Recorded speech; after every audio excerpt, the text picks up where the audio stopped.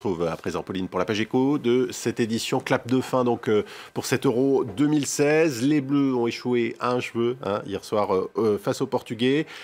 Mais la croissance française, elle, a-t-elle gagné cet Euro? Difficile de répondre de façon tranchée à cette question. Bien sûr, l'Euro de football rapporte de l'argent à la France. Le Centre de droit et d'économie du sport avait estimé il y a quelques mois l'impact de la compétition pour les recettes de la France à 1,3 milliard d'euros. Un chiffre qui pourrait même être revu à la hausse, car finalement les touristes étrangers ont été plus nombreux que prévu ces dernières semaines. Reste qu'1,3 milliard d'euros. C'est modeste, ça représente à peu près 0,1% du PIB français. Parmi ceux qui ont très clairement profité de la dynamique euro ce dernier mois, loin devant, il y a les professionnels de la restauration et du tourisme. Pour vous donner quelques exemples, les livraisons à domicile ont explosé les soirs de match, la fréquentation des bars est en hausse, les hôtels ont affiché complet, les hôtels ou des villes dans lesquelles se passaient des matchs ont affiché complet.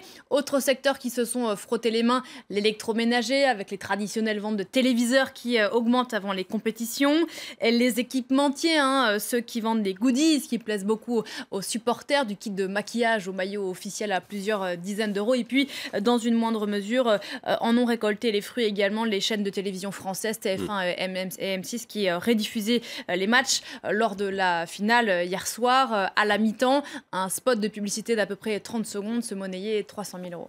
Ah oui, quand même.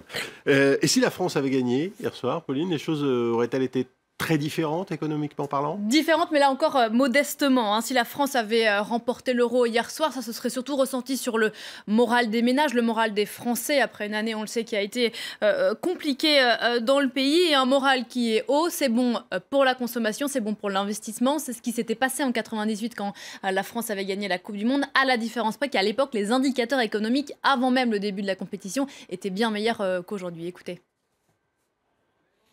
C'est un impact réel, mais éphémère. Donc, si vous n'avez pas d'autres éléments de l'économie structurelle qui se mettent au vert, vous ne pourrez avoir qu'un accélérateur, mais le soufflet redescendra juste après. Voilà, pour résumer, victoire des Bleus ou non, l'effet de toute façon aurait été limité dans le temps, presque sans regret.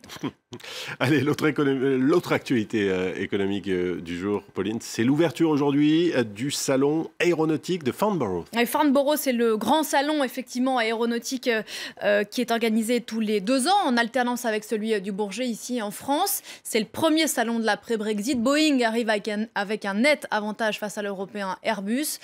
Tous les enjeux de cette édition en 2016 en images, tout de suite avec Marc Pope. A320 Neo ou encore 737 MAX. Les derniers nés d'Airbus et de Boeing ont le vent en poupe. Ces avions moins chers à exploiter et sont très prisés des compagnies aériennes soucieuses de faire des économies.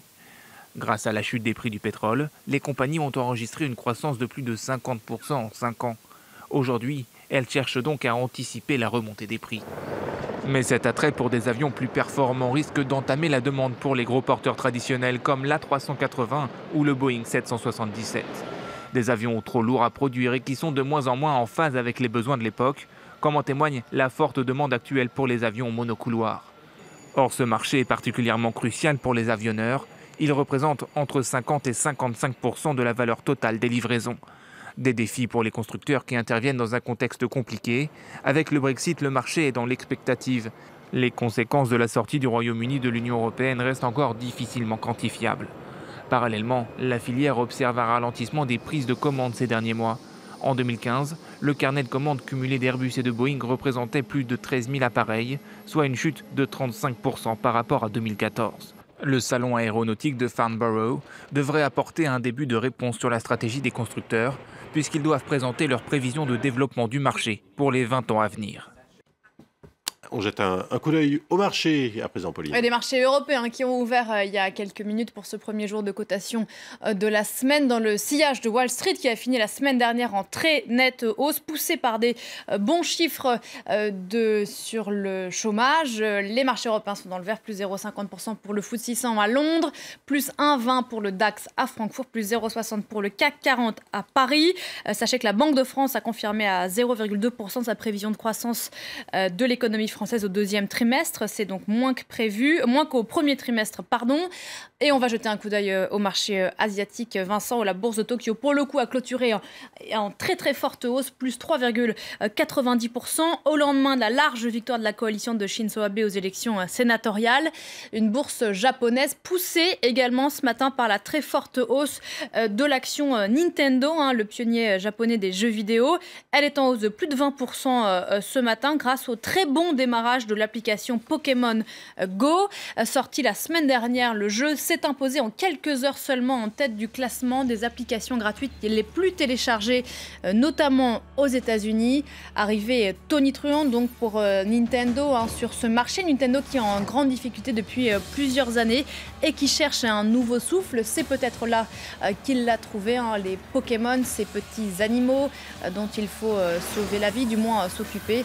Ce jeu auquel beaucoup d'entre nous jouaient tout en regardant la finale 98 que la France, pour le coup, avait remportée.